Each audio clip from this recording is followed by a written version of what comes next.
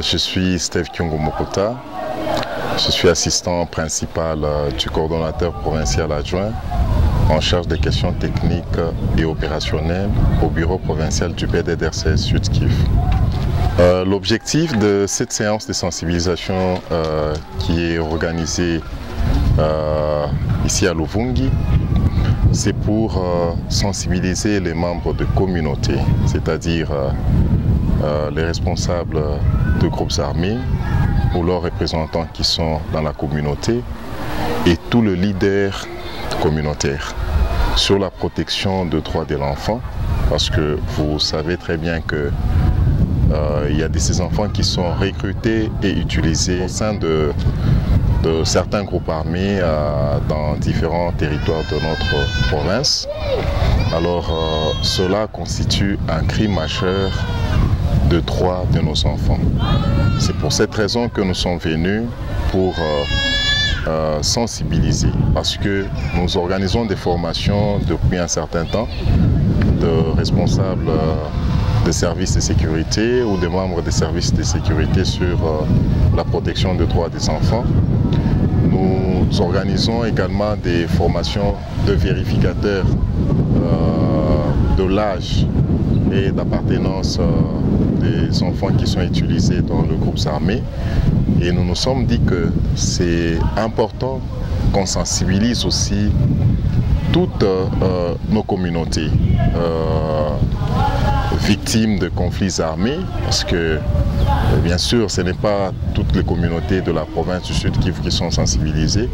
Nous ciblons beaucoup plus les communautés qui vivent dans des conflits, qui sont victimes de tous ces conflits, beaucoup plus les conflits armés.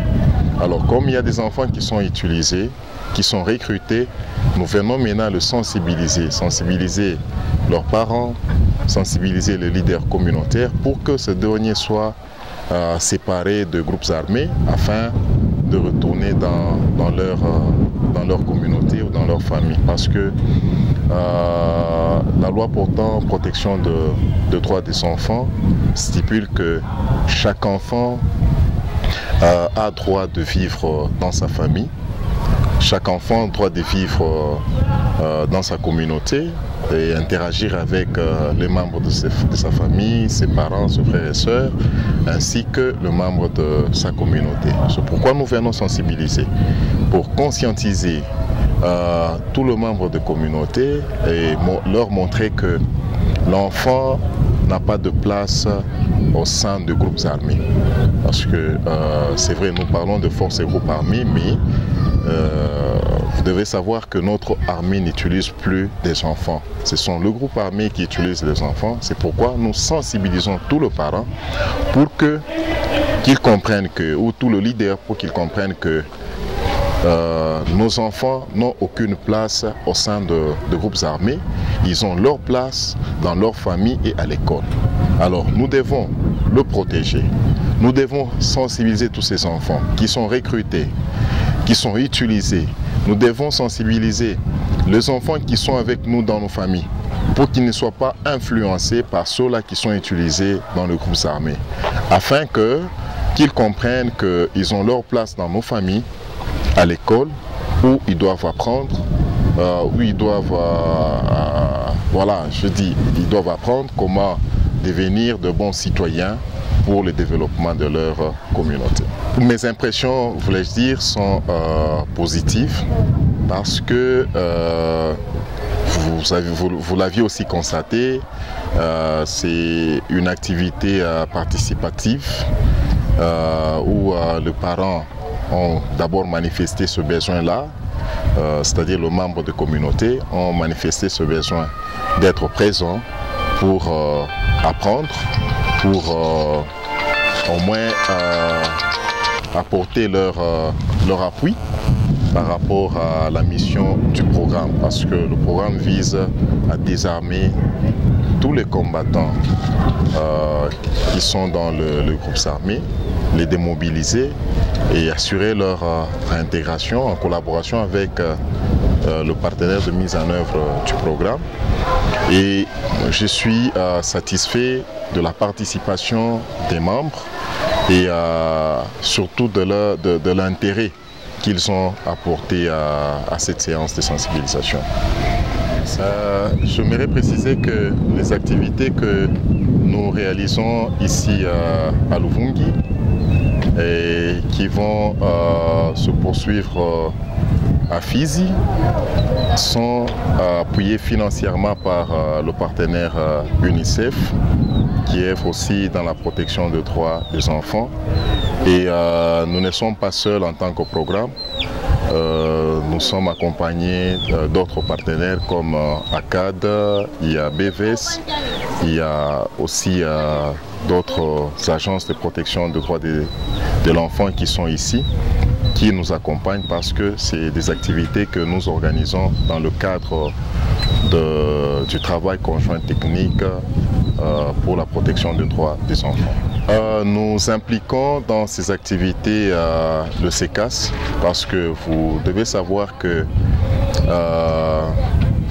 on ne peut pas parler de la paix, on ne peut pas penser ramener la paix dans nos entités sans travailler en étroite collaboration avec notre armée. Alors notre armée joue un grand rôle dans la sortie des enfants parce que lorsque nous séparons les enfants des groupes armés et qu'ils doivent retourner dans leur communauté, c'est l'armée, la 33e région militaire à travers le CECAS qui délivre les certificats ou les attestations de sortie des enfants. Un document qui témoigne que ces derniers ne sont plus utilisés, ne sont plus dans les groupes armés, ils sont maintenant séparés de groupes armés et ils doivent retourner dans leur communauté pour vivre comme tout autre enfant.